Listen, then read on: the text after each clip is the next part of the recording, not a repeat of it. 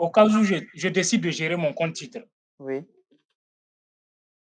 quels sont les critères, heu, les 1 les critères les plus importants sur lesquels je dois me baser, par exemple, pour choisir, heu, hem, une action, par exemple, à acheter? Et alors ça, c'est une question fondamentale. Et donc la réponse, c'est Ouais, il y a 2 étapes préalables que vous devez valider avant de commencer par sélectionner des actions par vous-même. Et donc, bon, bien sûr, il y a pas la d'accord, formation que je n'inclus même déjà plus dans parce que c'est un prérequis. Et donc après la formation, 2 choses que vous devez faire, c'est la première chose, de faire l'exercice d'établissement ou de définition, si vous voulez, du profil d'investisseur. Donc, c'est une batterie de OK, questions à laquelle il faut répondre pour savoir exactement quel est votre profil d'investisseur. Est-ce que vous êtes un investisseur qui tolère le risque ou pas, qui tolère la concentration du portefeuille ou pas, un investisseur qui aime la rente, un investisseur qui aime la croissance. Donc, tout ça, c'est des choses que vous devez déterminer clairement parce que par la suite, ça va vous orienter vers une certaine catégorie d'actions. Et donc, d'accord, ça, c'est la première étape à valider. La seconde étape à valider, c'est de déterminer pour le portefeuille que vous avez ouvert là, quel est l'objectif? oui, Est-ce que c'est pour assurer la retraite? Est-ce que c'est pour prendre en charge les frais d'université de l'enfant? Est-ce que c'est pour prendre en charge des frais là directement déjà, le loyer, l'électricité? Vous devez savoir exactement ce pourquoi, l'objectif de ce portefeuille-là. Et donc, tout ça, ça va d'accord, vous permettre de encore peaufiner votre sélection d'actions. Parce que je dis n'importe quoi. Si c'est pour prendre en charge des charges, c'est pour supporter des charges immédiates là, donc le loyer, l'électricité et oui, consorts. Donc, ça veut dire que vous avez besoin des revenus de rente qui vont tomber là tout de suite. Mais si ce n'est pas pour ça, si c'est pour la retraite, ben ça veut dire que vous aurez une perspective de croissance, une perspective long terme, n'est-ce pas? Donc, vous voyez déjà que c'est rien que ça. l'objectif du portefeuille, ça détermine déjà quel genre d'actions vous allez acheter dans le portefeuille. Est-ce que c'est des actions de rente ou des actions de croissance? Donc, ça, c'est la deuxième étape à valider, l'objectif qu'on attribue au portefeuille. Donc, pour récapituler, votre profil d'investisseur, il faut l'établir. Première étape. Et seconde Mmh. étape, il faut déterminer quel objectif vous fixez, vous donnez à ce portefeuille-là. Parce que les deux, là, ces deux étapes vont vous orienter vers une certaine catégorie d'actions sur le marché. D'accord.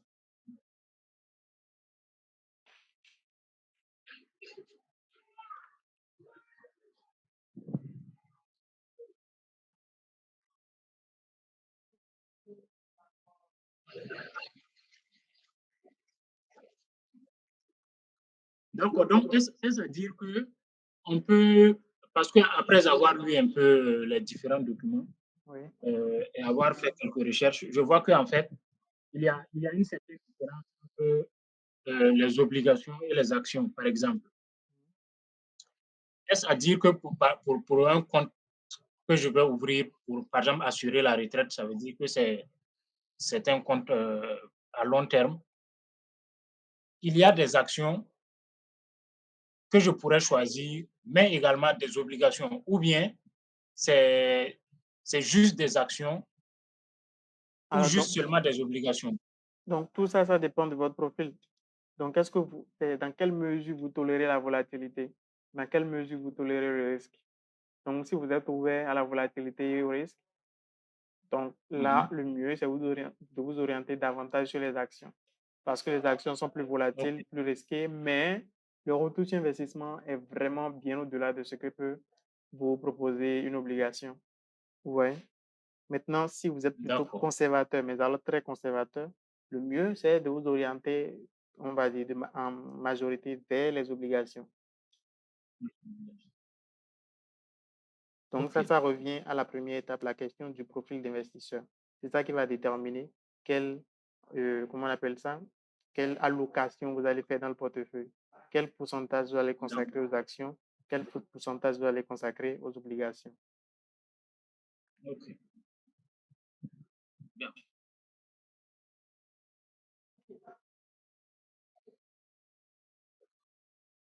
Donc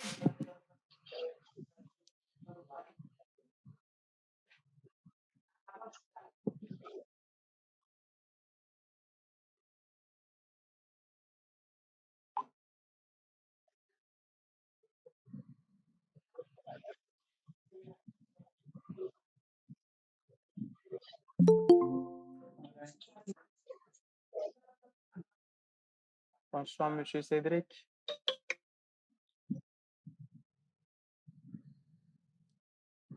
Oui, bonsoir, comment allez-vous? Bien, et vous? Bien. Donc, Désolé du retard, hein, c'est 18h30. non, je vous en prie.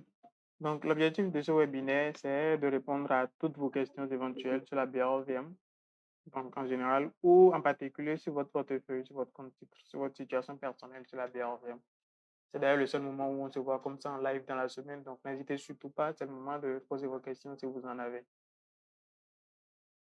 D'accord, ça marche bien. Moi, déjà, je ne sais pas quel est votre point de vue ou quelle est votre analyse sur la probable impact, le probable impact du fait de la création de l'AES, par exemple, pour les 3 pays du Burkina, Mali, Niger. S'il advenant qu'ils sortent de la zone du mois, est-ce que ça va avoir un impact majeur sur la BRVM dans son ensemble? Alors, les impacts, on va dire, déjà, tout ce qui se passe dans ces pays-là a commencé par se refléter sur les coûts des actions de la BRVM depuis un bon moment. Donc, la situation Ok. sécuritaire dans ces pays-là a affecté le cours de bio à Niger, le cours de bio à Burkina Faso, d'accord, le cours de bio à Mali, depuis bien longtemps. Donc, vous pouvez voir, par exemple, Coris Bank, donc, qui est au Burkina Faso. Si vous voyez là, actuellement, le payout de 4, et quelques. Donc, pour la qualité de l'action derrière, un pair de 4, et quelques, c'est juste ridicule. Donc, les impacts, on a déjà commencé par les sentir, c'est des coûts vraiment, vraiment bas. Donc, pour la création de l'AES en particulier, quel impact ça va avoir? Ma perspective, c'est que ça va vraiment dépendre de la réponse à cette question. Est-ce que l'AES va continuer d'utiliser le franc CFA ou pas? Un. Et deux, est-ce que l'AES va rester dans l'UEMOA ou pas? Vous voyez, et ces deux questions sont bien sûr liées. S'ils décident de ne plus utiliser le franc CFA, a priori, ils vont quitter l'UEMOA, n'est-ce pas? Donc, pour moi, c'est, comment dire, leur décision par rapport à cette question-là qui va vraiment déterminer ce qui va se passer. Donc, on ne sait pas encore quelles décisions ils vont prendre. Donc, on ne sait pas encore vraiment quels futurs impacts on aura concernant les actions en question. D'accord, ça marche bien. Donc, ça va beaucoup plus dépendre de si le CFA va rester et s'ils vont carrément s'extraire de l'UEMOA. Oui. Si par exemple il y a un changement de monnaie, je me dis que ce sera une histoire de conversion pour approvisionner son compte, hein. Oui. Donc, normalement, il ne doit pas avoir un impact, selon moi. Et le fait est que vous voyez, par exemple, je dis n'importe quoi, je dis qu'ils décident d'utiliser une autre monnaie. Et donc, et qui décident aussi quand même de continuer de faire coter les actions sur la BRVM. Donc, il y aura un écart de conversion. Donc, ils vont coter en bourse en francs CFA et je dis n'importe quoi, je vais l'appeler nouveau franc, d'accord, qui vont faire leurs opérations en nouveau franc, d'accord. Donc, ce qui va se passer, c'est on ne sait pas comment le nouveau franc va se comporter par rapport au franc CFA. Est-ce que ça va prendre de la valeur par rapport au franc CFA ou est-ce que ça va commencer par perdre de la valeur par rapport au franc CFA? Vous voyez? Parce que si ça commence par perdre de la valeur par rapport au franc CFA, c'est la valeur de l'entreprise derrière qui est en train de perdre de la valeur par rapport au franc CFA. Vous voyez ce que je veux dire? Oui, ouais. Et donc, de manière inévitable, le coût de l'action, même s'il est en franc CFA, va suivre le même rythme que la valeur intrinsèque de l'action. Parce que, comme le dit Warren Buffett, hein, les marchés, sur le court terme, c'est peut-être une machine de vote, mais sur le long terme, c'est comme un pèse-poids. Ça vous dit exactement ce que vaut l'entreprise derrière.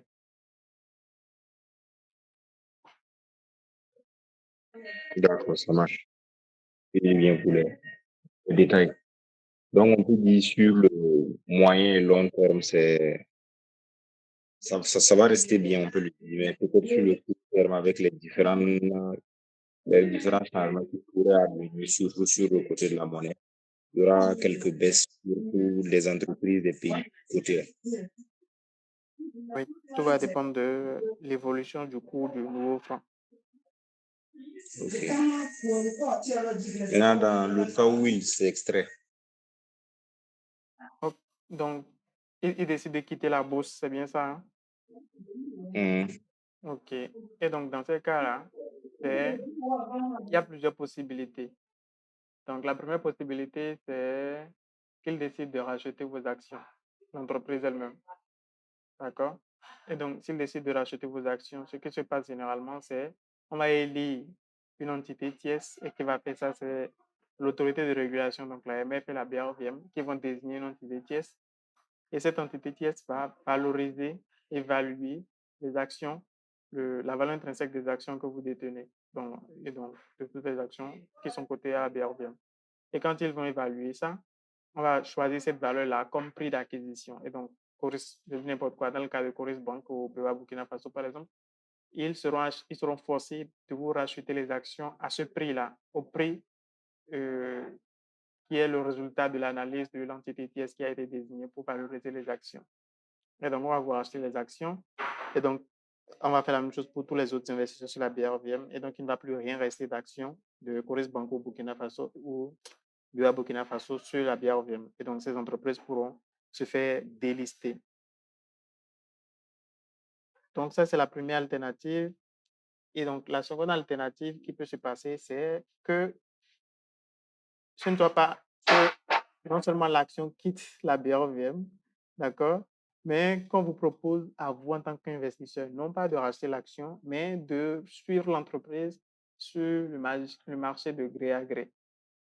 Donc, ça veut dire, vous détenez toujours l'action, mais l'action n'est plus cotée.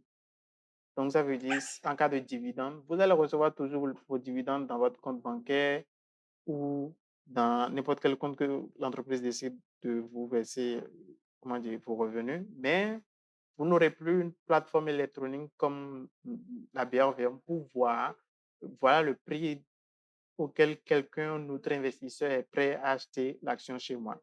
Et donc, dans ce cas-là, vous l'aurez compris, évidemment, ça devient beaucoup plus illiquide. D'accord? Donc, on a sur le marché de gré à gré un peu plus de mal à vendre les actions. D'accord? C'est possible, mais ça, on a quand même un peu plus de mal. Le marché de gré à gré est beaucoup plus illiquide que un marché financier complètement électronique. Donc voilà.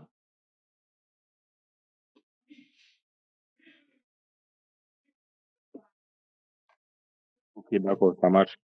Merci.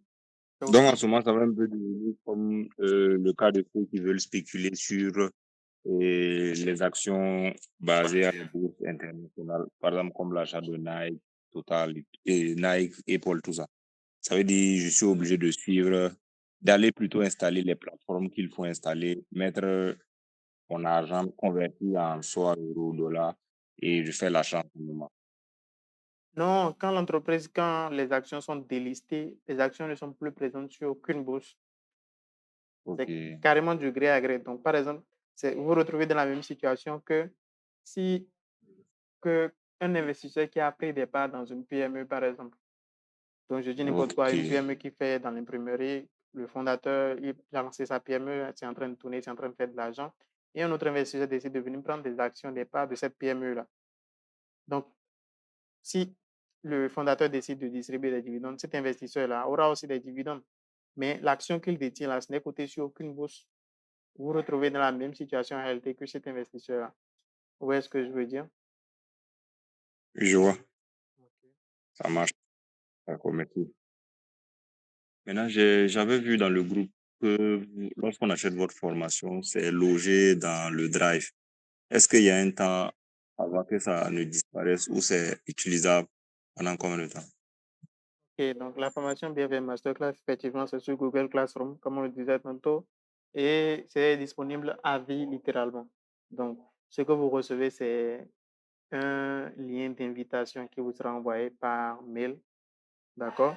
Et donc, ce lien-là, il vous donne accès à la plateforme Google Classroom qui héberge donc la formation. Et donc, tant que vous avez votre compte email qui est actif, ça veut dire automatiquement que vous avez aussi accès à ce cours-là sur la plateforme Google Classroom. Et donc, une chose que vous pouvez, donc là, c'est là, c'est indéfini, d'accord? Il n'y a pas de période, c'est pas limité, d'accord?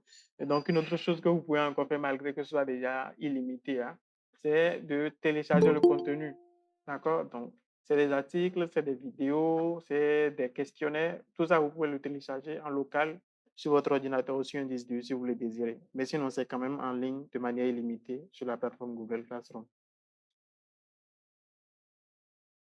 D'accord, ça marche bien. Maintenant, je peux dire ma dernière question. J'ai suivi une formation, peut-être, je pense en décembre, comme ça. Maintenant, après ça, j'ai plus vraiment trop révisé. C'est maintenant que je veux me remettre. Et là, j'avais approvisionné mon compte juste de 100 000. Je sais pas si vous avez des suggestions d'actions que je peux prendre. Parce que je l'ai approvisionné aussi dans la même période après ma formation. Mais à un moment, j'ai zappé un peu. Et là, j'ai toujours les 100 000 dans mon compte que j'ai pas encore fait d'actions. J'ai juste un peu. Je sais pas si vous avez des suggestions selon que je me remette mieux dans la chose. Ok.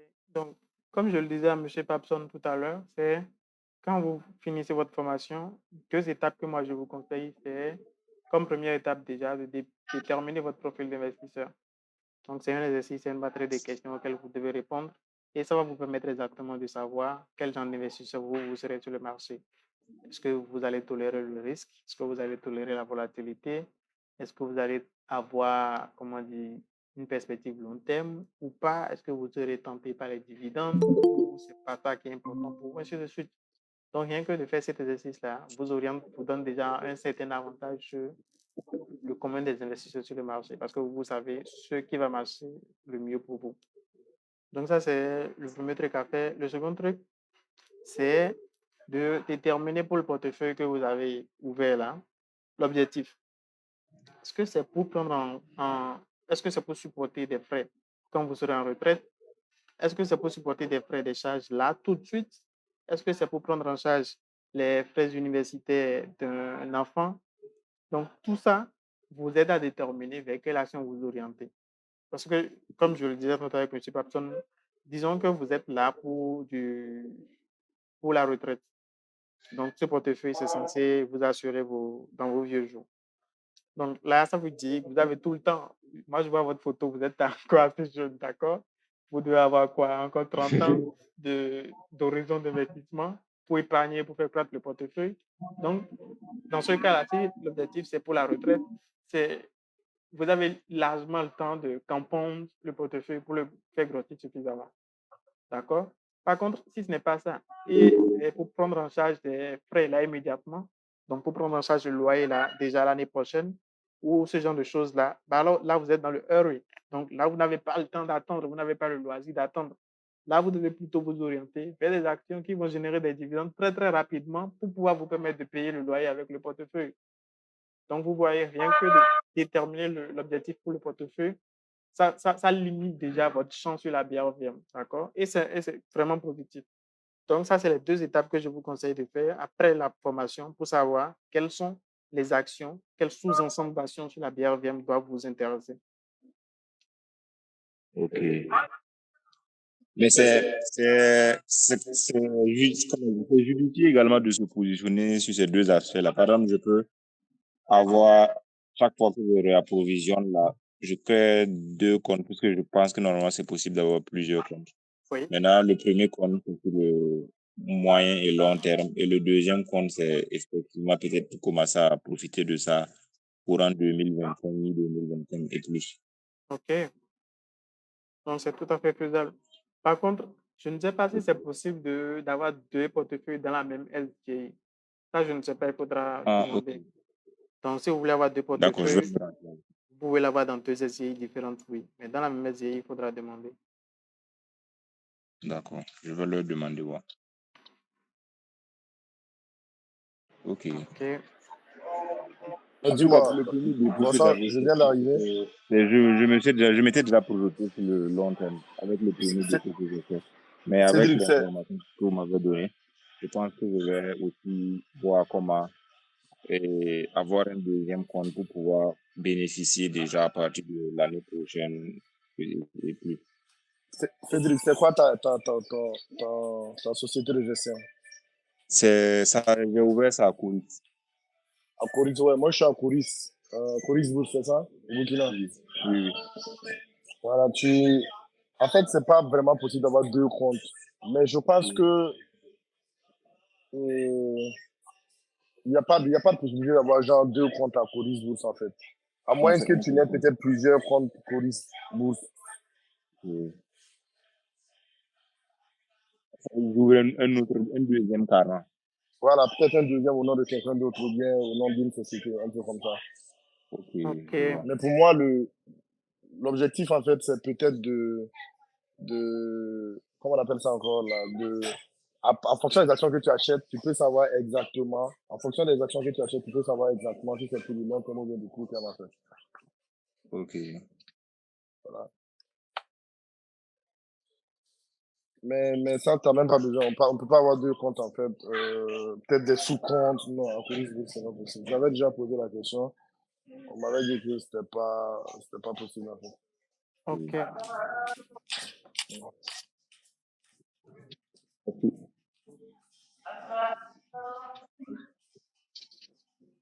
Alors, est-ce qu'il y a d'autres questions? N'hésitez pas, c'est le moment de les poser.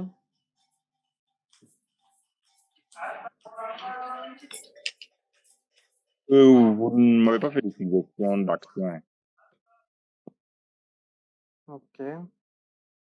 on peut dire pour le long terme avec le premier dépôt que j'ai fait, mais je pense que je vais aussi me préparer à exécuter le deuxième profil.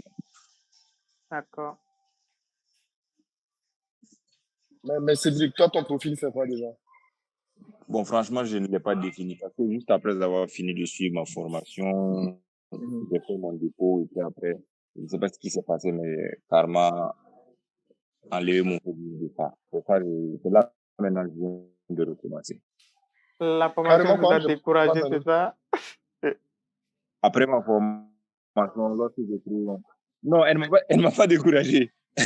Ok. Quand j'ai fini ma formation, j'ai fait le dépôt. Après, j'avais d'autres focus. Je disais, je vais suivre au pas à pas. Même moi, j'ai mis une pause. Et puis, finalement, quelques mois sont passés. Et là, je veux pas laisser la flamme s'éteindre. Ok. Ouais. Pour moi, la meilleure stratégie pour pas laisser la flamme s'éteindre, c'est de faire des dépôts récurrents, même si c'est une petite somme de 15 000, un truc comme ça, Ok. chaque mois. Ok. Ça permet en fait de garder la flamme ouverte, de Oui. garder la flamme allumée. Mais je pense que là-bas, ils ont un dépôt minimal. Hein. Non, c'est le compte, genre pour ouvrir Le le compte, premier. c'est 50 000. Ok. Voilà, après ça, tu peux déposer la somme que tu veux. Ok. D'accord. Voilà, Merci. donc c'est très simple en fait. Donc, ça permet en fait de garder la flamme allumée, quoi. Exactement. Et moi, je suis allé du principe que, bon, après, c'est Coris Bourse. Donc, Coris Bank. S'il y a quelque part où mon argent. Donc, je préfère en même temps, en attendant, acheter les actions de Coris Bank. Exactement. Si je l'avais pensé également. Voilà. Même s'il y a un problème, c'est toujours le même groupe, quoi. Oui. Voilà. D'accord. Et quand on fait les calculs, je pense que Coris Bank, sans, sans donner des conseils en investissement, je pense que Coris Bank est quand même il est propice à l'achat actuellement. Oui, Je oui. crois qu'on avait même eu la discussion avec le même Sateur lors d'un appel vidéo là où on en parlait en fait. On parlait des actions Coris Bank. Oui. D'accord. Ça marche. Merci bien. Mm.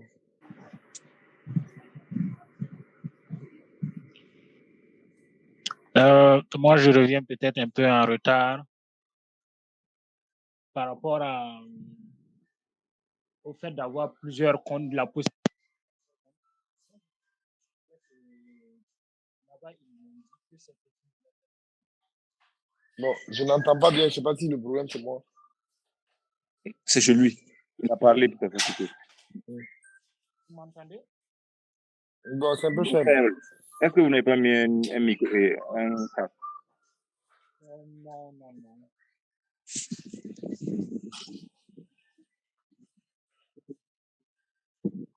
On vous reçoit pas. Allô? Vous me recevez? Oui, c'est bon, vas-y. Non, il a un problème de micro.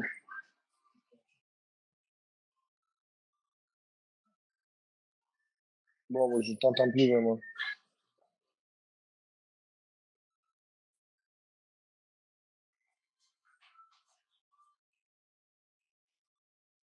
Bon, en attendant qu'ils reviennent. Pour moi, en fait, la vision avec la BLVM, c'est déjà même moi personnellement, hein, il faut avoir une vision à long terme, pas une vision à court terme parce que c'est pas, la rentabilité ne va pas être pareille, par exemple, que dans d'autres domaines. Donc, il faut peut-être penser à une sorte d'épargne, en fait.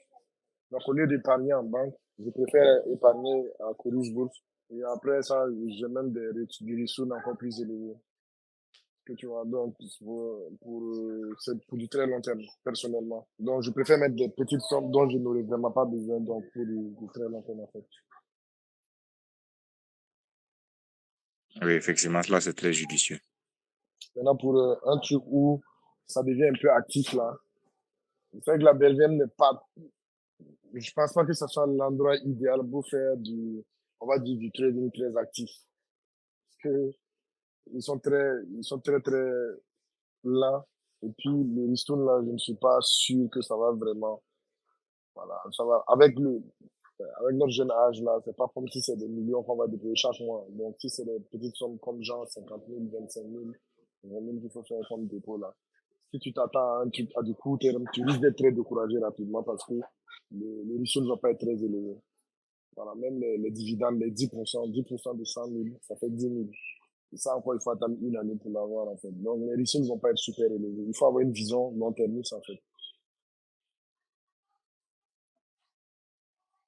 C'est ça. En tout cas, dès le départ, moi, j'avais déjà une vision long-termiste là, mais j'ai calculé aussi les éventualités de spéculer de temps à autre.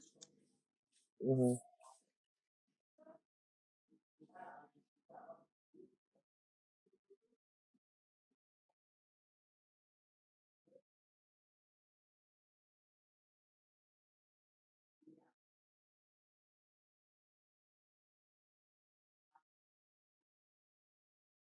Et alors, est-ce qu'il y a d'autres questions? Monsieur Trésor, vous avez une question? Bon, après, pour moi, c'est pas une question, mais c'est une préoccupation. J'avais vu, j'entendais un Cédric parler de spéculation. Donc, j'avais eu une idée de spéculation sur, je crois, l'action EcoBank International. Mais après, je pense qu'il y a un souci. Donc, je crois que j'avais acheté les actions pour, je sais pas, 1000 francs ou 10 000 comme ça. Et mon objectif, c'est quoi? C'est qu'il y a, je vois que ça bouge. Donc, le, on peut dire par exemple qu'il a fait 5% aujourd'hui, ensuite il a fait moins 7%, mais ça reste toujours sur 17 francs. Je ne sais pas pourquoi ça ne change jamais, mais on voit que l'action a bougé. Le cours on sait que ça a bougé parce que plus 5%, plus moins 7%, mais l'action reste 17 francs. Est-ce que quelqu'un a une idée? Parce qu'avec ça, je pense qu'on peut spéculer sur ça, en fait. Ah, je n'avais pas remarqué que le cours ne bougeait pas, c'est bizarre. Donc, un calcul qu'on peut faire, c'est EcoBank, peut-être... Oui, EcoBank International, les titres. ouais. Donc, je ne sais pas, Ouais, ça bouge pas, c'est 17 francs. 5% de 17. Là, c'est actuellement, c'est à combien? Bon, ça dépasse jamais 17 francs. C'est toujours Ok, 17. d'accord. Donc, je vois 5% de 17%, ça fait 0,85. Donc, en réalité, si on Ah, devait d'accord, le faire donc, bouger, ça ferait 17,85. Ça fait pas un franc. donc ça reste. Il n'y a pas de point à Mhm. virgule sur la BRVM. Ok. Mais maintenant, si on va de ce principe, ça veut dire que si j'ai 1 million et que j'achète les actions à 17, parfois ça vient à moins 7 francs, d'accord? Ou moins 5%, pardon. Donc, si je mets les 1 million à moins 5%, et ça bouge beaucoup. Au cours de la semaine, ça peut faire les deux extrêmes, là, 2 fois ou 3 fois. Donc, ça veut dire qu'on peut profiter des deux extrémités, en fait. Donc, à chaque fois que c'est à 17, peut-être 0,01, on achète, et quand il atteint 17,85, on revend. C'est ce que j'ai voulu faire. Mais quand je place, pour acheter, ça a été très simple. Mais les ventes, depuis, j'ai jamais réussi à vendre.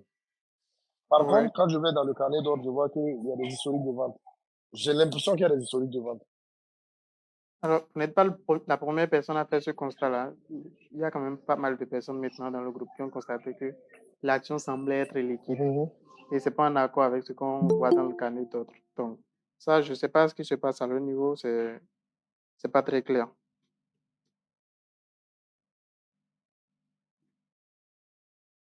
Donc, il n'y a pas de problème, je vois.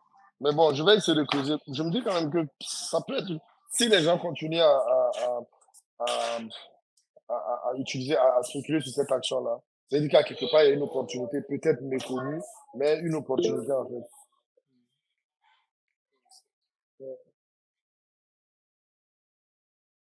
Et je vois qu'il y a une Je me dis, question. est-ce que dans ce cas-là, c'est pas basé sur le principe de l'offre, la demande là? Parce que Oui. étant donné que on veut revendre à un prix légèrement plus haut là, moins de gens seront prêts à acheter. Mais par contre, quand je veux revendre mes actions un peu plus bas là, à mat. Non, moi, en ce moment, en fait, généralement, en ce moment, moi, je me réfère au carnet d'ordre. Le carnet Oui, d'ordre me oui. montre les intentions d'achat et les intentions de vente. Donc, Oui.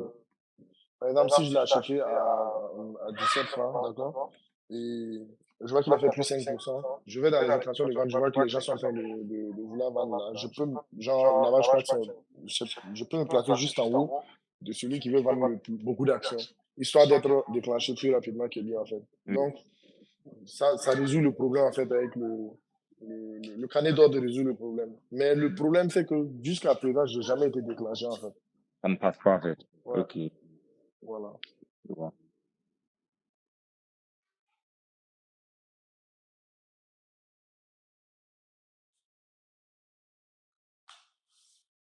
Mais dis-moi, comment est-ce que tu arrives? Tu fais tes dépôts par Coris Bourse? C'est par virement bancaire ou bien c'est des dépôts sur place? Sur place. Ah, d'accord. En fait, le virement bancaire, je pense qu'il y a des. Quand on fait, il faut patienter genre 3 jours peut-être. 3 jours parfois. On Même a le le... sur place là, quand on dépose là, ils prennent un petit temps avant de le valider. Ah, d'accord. D'accord. Il n'y a pas de problème. Tu es correct, hein.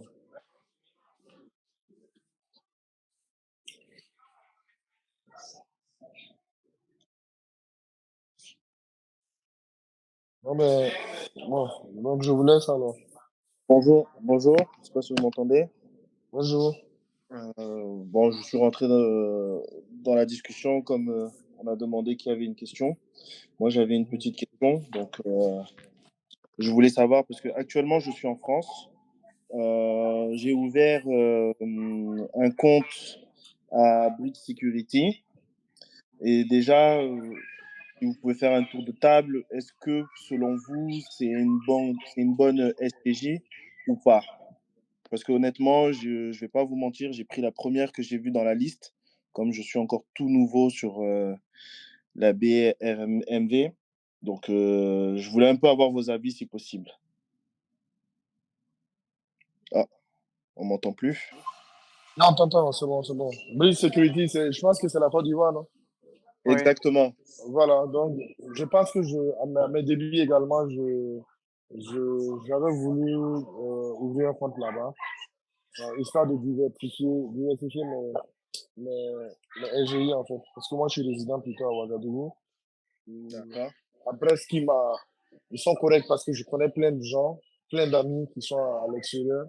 Parce que je pense ils offrent la possibilité d'ouvrir des comptes en ligne en fait, directement, sans être sur place. Voilà, c'est ça, c'est la raison. Voilà, exactement. Donc, j'ai les amis sur. Plein d'amis, hein, quand même. Plein d'amis à l'extérieur qui ont leur compte là-bas et qui font des virements et tout. En tout cas, ils se plaignent pas. Mais personnellement, je n'ai jamais pu ouvrir le compte là-bas. En tout cas, les retours que j'ai eu, j'ai jamais eu un retour négatif les concernant. Donc, peut-être qu'il y en D'accord. a qui ont des comptes là-bas et tout. Ok. Alors, donc, ce qu'il faut savoir, c'est la SDB Securities, c'est la SDI la plus populaire chez les investisseurs particuliers en CI. D'accord? Et dans le groupe, il y a eu déjà plein de discussions sur, comment dire, on va dire la meilleure SDI.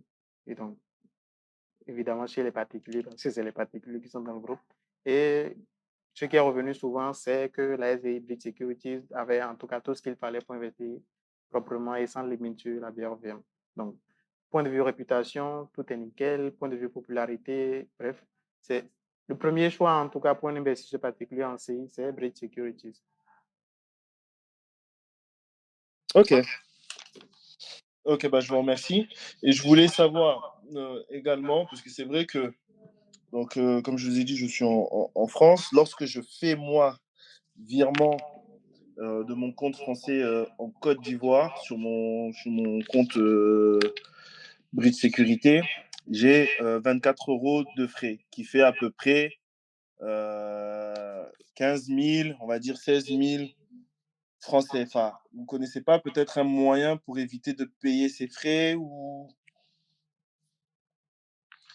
pour Alors, baisser 24 euros, ça m'a quand même l'air beaucoup. Hein. Moi, je suis au Bénin, les virements internationaux, ça vous prend quoi? 7 000?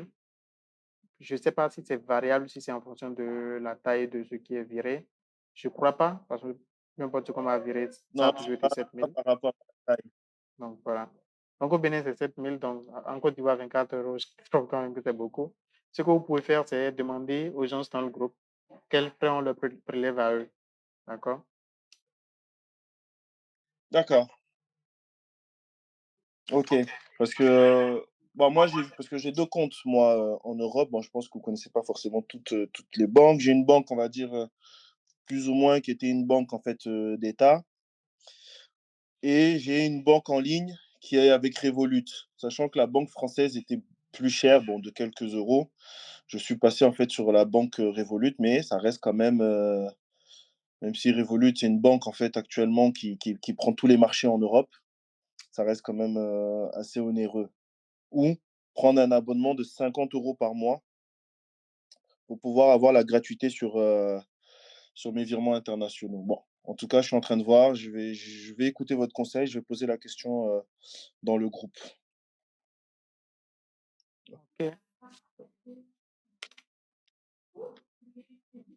Bon, en tout cas, pour l'instant, moi, ça va. Après, j'en aurai d'autres, mais ça sera à force lorsque les choses vont se mettre en place. J'aurai d'autres questions, bien évidemment. Bien sûr. Ça marche bien. Je Ah, dirais je vous comme remercie. dernière alternative pour Monsieur Trésor, mais là, c'est si vous connaissez quelqu'un de confiance sur place en Côte d'Ivoire. Normalement, s'il fait le dépôt directement sur place, il y aura aucun frais. Mais là, il faut vraiment que ce soit quelqu'un avec qui vous avez l'habitude de gérer histoire d'argent. Parce qu'une fois que c'est de l'ordre de l'argent, si on n'a pas eu à traiter avec certaines personnes, c'est difficile de savoir si elles vont vraiment faire la chose. Il y a ça comme dernière possibilité, en plus de prendre les avis des autres sur les frais.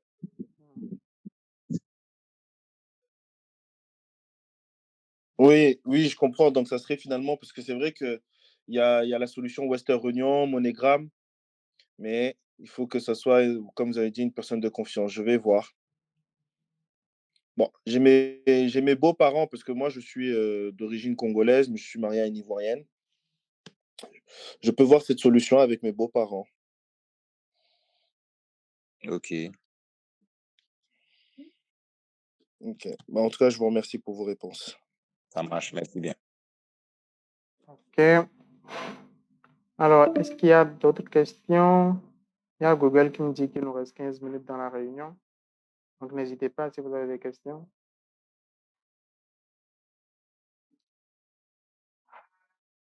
Moi, c'est bon pour moi. Je ne sais pas si la question a été posée, mais bon, je me permets de la poser. Selon vous, le minimum requis pour avoir quand même un bon compte boursier et pour pouvoir en fait bien investir, ça serait quoi le minimum de somme à mettre tous les mois? Alors, ça dépend largement ça dépend de vos moyens. Combien vous pouvez épargner et combien sur cette épargne vous êtes prêt à mettre sur la BRV.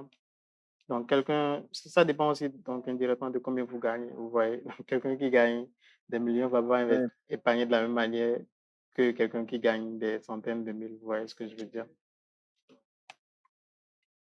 c'est vrai, c'est vrai. Bon, moi, j'étais sur une base de... euh, est-ce qu'on peut parler en euros ou vous préférez parler en francs CFA? Non, allez-y en euros. Bon, moi, j'étais sur une base de 100 € par mois. Est-ce que je me suis dit, c'est assez, pas assez? Sachant que moi, ce que je cherche vraiment, c'est voilà, c'est un peu comme vous, hein. Je pense qu'on essaie d'être à la même école, l'école d'analyse fondamentale à la Warren Buffett, et vraiment partir sur du capital et de l'investissement en fait longue durée. Pourquoi ne pas après derrière ouvrir des sociétés en fait de gestion de capital en fait. Donc je me suis dit peut-être pour débuter, 100 € par mois. Et après, c'est vrai qu'à force, il faudra forcément augmenter. Donc, bon, moi, je donne mon avis personnel, hein. Moi, je dis que c'est bas, d'accord? C'est 100 € parce qu'a priori, vous Mhm. gagnez. Moi, je suis en Afrique, je travaille en Afrique, donc, a priori, vous gagnez bien plus que moi. Donc, si moi, j'arrive à épargner beaucoup plus que 100 € par mois, c'est que vous devriez épargner bien plus que 100 €. On est d'accord? Donc, a priori. Ok. Ah, vous avez pas tort, mais parce que j'ai également un compte titre en France. Ok. Donc, en fait, je sépare en fait mes investissements, mais j'ai envie quand même de voir ce que c'est avant de mettre toutes mes billes en Afrique, mais j'ai envie on va dire, de tâter le terrain en fait. Parce que c'est vrai que, bah, je sais pas si vous vous rappelez, moi, comme je vous avais dit, bah, je suis en France, j'ai un compte en France et avec des amis, nous nous sommes réunis pour faire un club d'investisseurs en France. Donc c'est sûr que je mets beaucoup plus en France. Mais quand je suis tombé sur une de vos vidéos, je me suis dit, ah, le marché africain peut être intéressant aussi. Et je me suis dit, bon, on va commencer doucement, doucement. Et je me suis dit peut-être une mise de 100 € parce que j'ai vu que finalement, les actions de société, bah, j'ai pas d'ordre de prix, mais j'ai l'impression que ça semble sensiblement en de 20 €, je crois. J'ai pas bien Donc, compris. je me suis dit, ça.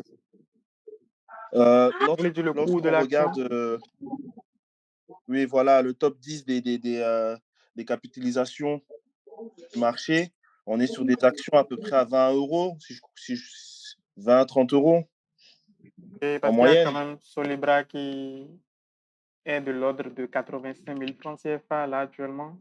Enfin, je l'ai regardé il y a un moment, mais ça tourne autour de 85 000. Ah ouais, d'accord. Ok. Ouais, donc il faudrait que j'augmente un peu si je. Ok.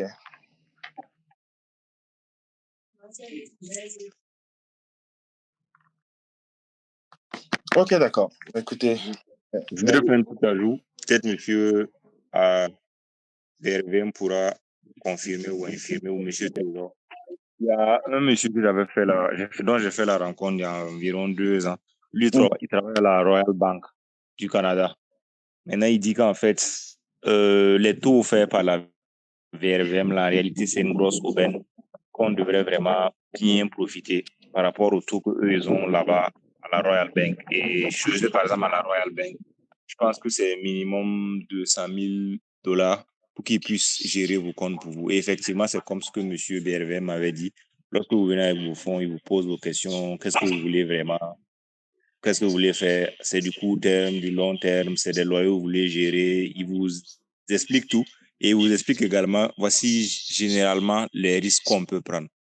20%, 30%, à partir de là, on s'arrête et tout. On prend tous vos avis, on note, on imprime, on envoie chez le notaire et puis on authentifie. Mais moi, c'est plutôt la partie, la partie, comment dirais-je, taux de rendement. Il nous a dit que vraiment, ce qu'il y a actuellement à la BRVM, là, c'est à profiter en attendant qu'ils se mettent au même niveau de taux de rendement que sur les marchés internationaux. Donc, je sais pas, vous qui avez déjà un compte titre là-bas, quand vous regardez ce qu'il y a là-bas et ce qu'il y a ici, comment vous trouvez les cas? Bah, c'est pour ça, j'ai pas encore bien étudié. Pour l'instant, je suis vraiment dans cette phase de création, virement. Mais c'est vrai que j'ai pu voir, je crois que j'avais vu une vidéo où c'est vrai, une personne disait qu'elle avait réussi à doubler quelques jours. C'est vrai, c'est un début.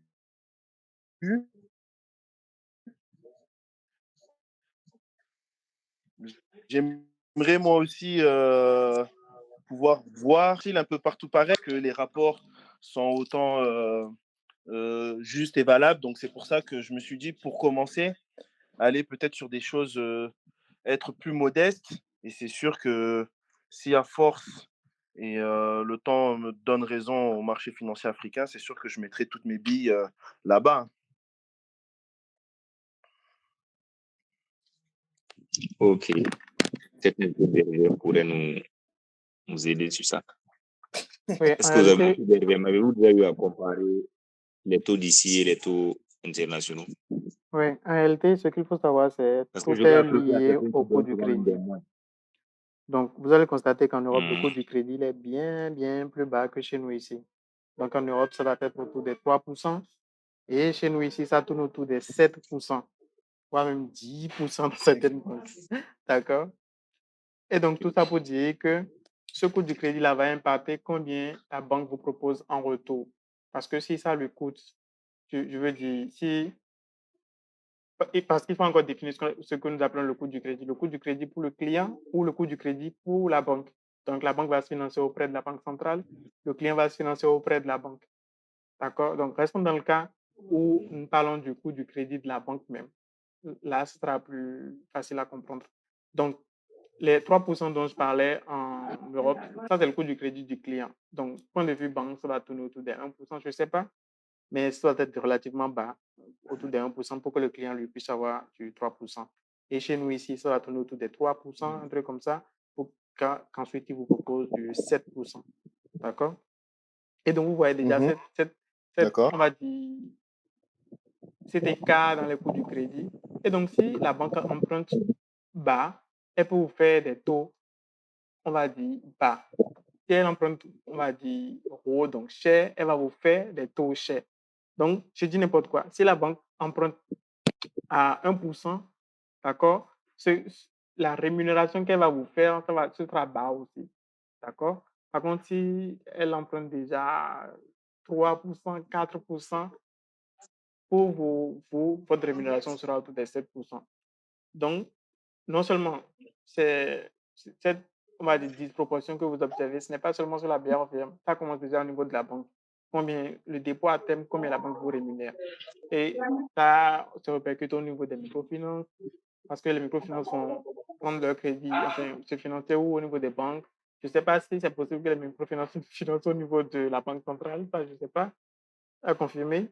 Donc, vous allez le voir au niveau des microfinances, donc la même chose. Et vous allez le voir au niveau de la BRVM, les obligations, ce que ça, la BRVM propose ici, les 6-7%, ce n'est pas ça qu'on vous propose en Europe, d'accord? Les rendements dividendes sur les actions, ce que vous avez, les 7-10% que vous avez ici. Aux États-Unis, les dividendes, ça vous rapporte entre 2-4%, d'accord? Ce n'est pas les 7-10% qu'on a sur la BRVM. Donc, en réalité, tout ça, c'est lié au coût du Mhm. crédit. Le crédit est vraiment, vraiment moins cher en Europe et en Amérique comparé à ce que nous avons ici. Ici, le crédit est cher, d'accord? Très cher. Et la cherté, ça vient d'où? Ça vient du risque qui est lié à l'environnement. Donc, vous voir ici, c'est, comment dire, à quel point c'est facile de renverser, de faire des coups d'État, de renverser nos États, de ralentir toute l'économie. Donc, ça, hein, notre région est beaucoup plus risquée qu'un pays lambda qu'on choisit en Europe. D'accord? Donc, tout ça fait que le business ici est risqué Oui. et donc le financement, il est beaucoup plus cher. Et donc, ça va se répercuter sur les retours sur investissement de tous les actifs. D'accord. Ok. Mais finalement, cette instabilité, comme vous le dites, bon, que tout le monde plus ou moins est conscient, fait que derrière toutes les sociétés, bon, je suppose, toutes les sociétés qui sont sur le marché ont quand même des cadres légaux, ont quand même comment dirais-je, tout ce qui est bilan, compte, tout ça est déposé, sont analysés par des groupes où tout est en interne finalement. Je n'ai pas bien compris. Allô? Je disais les documents financiers finalement de ces sociétés. Je ne sais Oui, pas si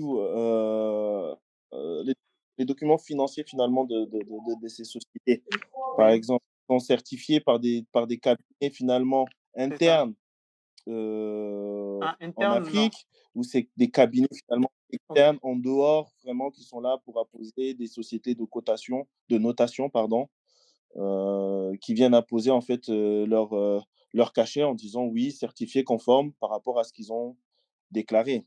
OK. Donc, est-ce que c'est interne ou pas? Interne ou pas relativement à quoi? Relativement à l'entreprise? Donc, dans ce cas, la réponse est non. Donc, en aucun cas, une entreprise, on va dire une entité au sein d'une entreprise ne certifie les résultats financiers de l'entreprise elle-même. En aucun cas. C'est toujours un cabinet extérieur à l'entreprise. Maintenant, est-ce que c'est des cabinets qui sont ici en Afrique ou des cabinets qui sont en Europe? C'est les deux cas. Donc, les cabinets les plus fréquents, donc qui vont certifier les états financiers sur la BRVM, ce sera quoi? Ça, c'est généralement ce que je vois, hein. C'est KPMG, c'est Deloitte et c'est un autre nom là que j'oublie souvent. Donc, vous le voyez, au Deloitte, encore quand j'ai Deloitte, je ne sais pas si c'est ici une filiale d'ici ou bien si c'est Deloitte de, je ne sais pas, de la France ou de, je ne sais pas quel pays, vous voyez. Mais a priori, je crois bien, c'est nécessairement une filiale d'ici. Donc, les cabinets qui certifient ces trucs-là, en majorité, ce sera des cabinets ici africains, mais dans tous les cas, ils sont extérieurs aux entreprises dont ils certifient les comptes. D'accord. Ok. Ouais, donc qui rajoute de la crédibilité. Allô, bonsoir à tous. Bonsoir, Monsieur Fofana. Oui, en tout cas, merci. Je vous ai pris en cours, mais j'avais une question à poser. Bon, c'était relativement au fonds commun de placement. Voilà, bon, chez nous en Côte d'Ivoire, il y a une start-up qui émerge beaucoup, ça s'appelle Jamo. Et donc maintenant, cette start-up-là a développé un service avec NCA, la branche de NCA qui s'occupe de tout ce qui est investissement financier. Et donc, il propose maintenant des fonds communs de placement. Donc, à partir de l'application Jamo, on peut souscrire à des fonds communs de placement de NCA. Donc, je ne sais pas si quelqu'un l'a déjà expérimenté. Et si oui, peut-être avoir un retour par rapport à cela et voir si on peut se lancer là-dedans. Voilà. C'est ma question. OK, moi, je ne l'ai jamais essayé. D'accord? Et donc, dans tous les cas, si vous avez un compte titre, ça vous reviendra toujours moins cher d'acheter les fonds communs de placement depuis votre compte titre que de le faire depuis l'application.